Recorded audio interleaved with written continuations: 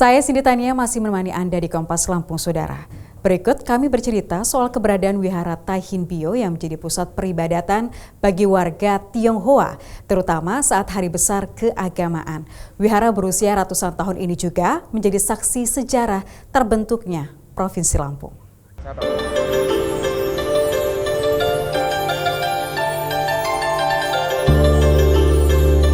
Berdiri indah, bersanding dengan bangunan lainnya.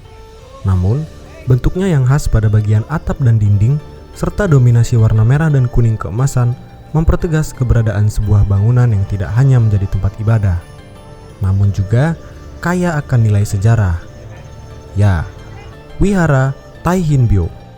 Bangunan yang berusia lebih dari 100 tahun ini berdiri jauh sebelum Gunung Anak Krakatau meletus pada 1883 silam.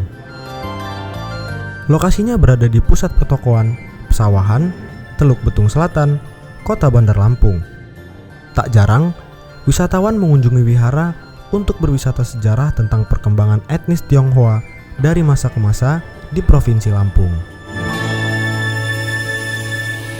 Sejak berdiri hingga saat ini, Wihara Tai Hin Bio pernah direnovasi pada tahun 1963. Tanpa menghilangkan bentuk aslinya, hanya dilakukan pelebaran dan perluasan bangunan sehingga bisa menampung lebih banyak masyarakat etnis Tionghoa yang kerap beribadah. Wihara ini kalau diurut-urutin udah 100 tahun lebih, dari 1883 sudah mulai. Setelah dibangun, ya itu tentu akan terjadi renovasi secara perlahan sesuai dengan kebutuhan masyarakat yang ada di Lampung. Kita bertambah. Saat perayaan Imlek beberapa tahun lalu, lokasi ini juga menjadi tempat yang ramai dikunjungi. Pernak-pernik seperti lampion yang menghiasi langit-langit wihara, serta barisan lilin merah yang tertata rapi, menambah suasana Imlek menjadi semakin semarak.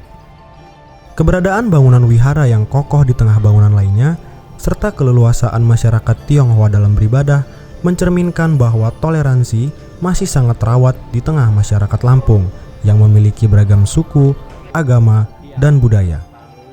Roma Afria Idam, Kompas TV, Lampung.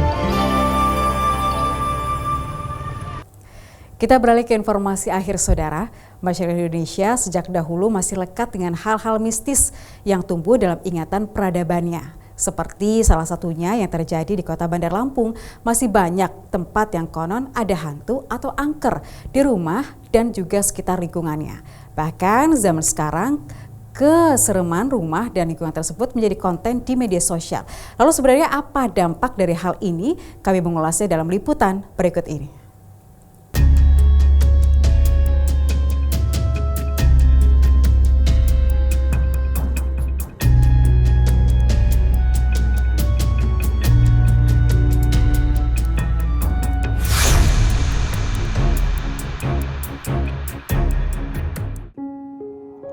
Kota Bandar Lampung, Provinsi Lampung terus berbenah. Penataan infrastruktur untuk masyarakat terus berkembang pesat. Bisnis perumahan pun ikut menjamur. Bahkan sebagian warga sejak dulu mulai investasikan membeli tanah atau rumah agar bisa disewakan ataupun dijual kembali di kemudian hari. Namun ada fakta menarik di Bandar Lampung. Beberapa rumah sulit untuk dijual akibat terpapar kisah menyeramkan di rumah tersebut atau di lingkungannya. Seperti cerita rumah kapal di Bandar Lampung yang berada di Jalan Rasuna Said, Teluk Betung, dan juga rumah di Jalan Palapa, Bandar Lampung. Kemistisan rumah ini bahkan tersohor di media sosial. Cerita menyeramkan menjadi fenomenal dan tertanam dalam pikiran warga Lampung.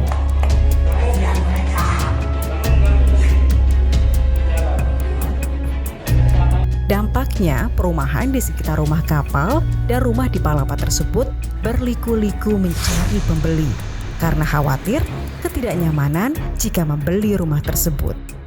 Bahkan informasinya rumah ini dijual dengan harga cukup murah. Namun sudah 10 tahun, bahkan puluhan tahun belum laku, akhirnya tidak terawat. Bang, kalau ada rumah murah tapi lingkungan dan rumahnya pernah ada cerita berhantu, bagaimana dari Bang? Maksudnya suruh beli gitu? Ah, Nggak mau lah, nggak mau. Kenapa? Ya, yang pasti karena udah ada cerita-cerita horor apa cerita-cerita yang kurang enak, ya pasti mikir juga mau nyari rumah itu, mau beli rumah itu. Jadi Mending cari yang lain. dengan cari yang lain. Iya.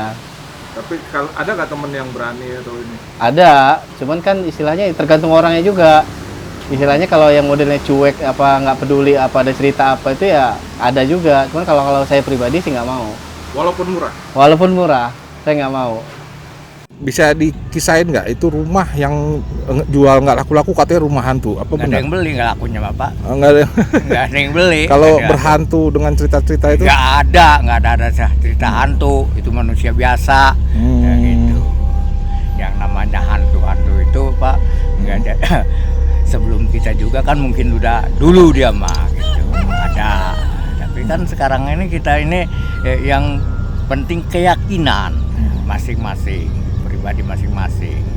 Tuh, jadi masalah itu Pak, kalau rumah itu ada yang mau beli silahkan, kalau ada yang mau beli. Tapi tergantung mahal dan murahnya. Itu kan mungkin nggak beli itu karena harganya mahal. Karena dengar harganya sekarang di set itu udah 5 jutaan Pak per meter. Oh, bukan karena hantu apa segala macam? Bukan. Oh, gitu. Rumah kapal sebenarnya dulunya milik seorang perwira TNI Angkatan Laut. Namun karena ditinggalkan dan tidak terawat, akhirnya terlihat menyeramkan. Begitu juga rumah yang disebut sebagai rumah pembantaian ini. Dulunya rumah ini merupakan milik warga keturunan Tionghoa yang telah dijual ke pengembang properti ternama. Namun karena juga tak dirawat, menjadi menyeramkan. Nah saudara, rumah itu harus dirawat dan dijaga dengan baik. Maka nilai investasi ke depan cukup menjanjikan. Kalau masalah berhantu itu sih tinggal keyakinan masing-masing. Bagaimana? Mau membeli rumah berhantu? Partomi Oktora, Kompas TV, Lampung.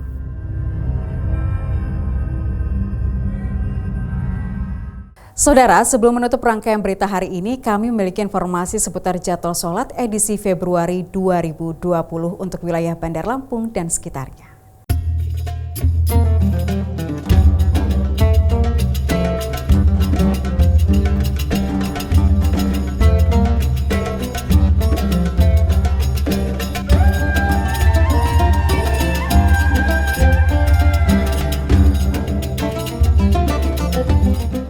Demikian saudara, sampai di sini Kompas Lampung hari ini. Bagi Anda yang tidak sempat menyaksikan tayangan kami, bisa melihat videonya kembali di kanal YouTube Kompas TV Lampung. Sama saya Siti Tanya pamit undur diri, tetap saksikan rangkaian program berita di Kompas TV, independen, terpercaya. Tabik pun.